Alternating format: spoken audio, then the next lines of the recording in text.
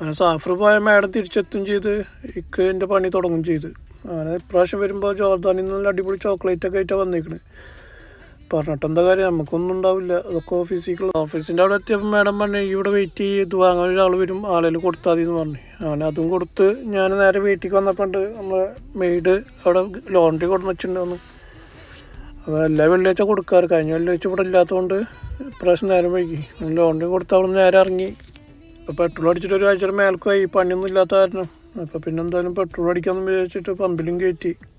ഇപ്പോൾ ഈ സ്കൂളും ഇതൊന്നും ഇല്ലാത്തതുകൊണ്ട് ഇപ്പോൾ ഓട്ടം കുറവാണ്.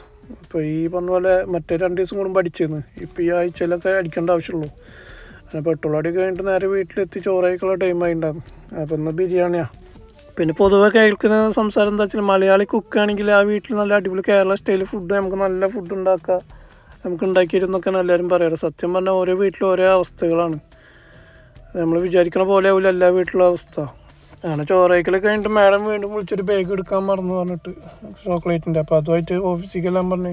വീണ്ടും പിന്നെ ഓഫീസിലേക്ക് വന്ന് അത് കൊടുത്ത് നേരെ വീട്ടിൽ വന്നപ്പോൾ പിന്നെ എന്നാൽ തിരുമ്പിട്ടുണ്ടായിരുന്നു, അത് മടക്കി വെക്കാനും കാര്യങ്ങളൊക്കെ ഉണ്ടായിരുന്നു. പിന്നെ ആകെ അലമ്പായിരുന്നു കബോർഡൊക്കെ, അതൊക്കെ ഒന്ന് ക്ലീൻ ചെയ്യാമെന്ന്. പിന്നെ പ്രത്യേകിച്ച് പണിയൊന്നും ഉണ്ടായിരുന്നില്ല. പിന്നെ രാത്രികൾക്കൊന്ന് ബർഗറായിരുന്നു. അപ്പോൾ ഇന്നത്തെ ഏതാണ്ടൊക്കെ തീരുമാനമായിരിക്കണം, നമുക്ക് ബാക്കി നാളെ നോക്കാം.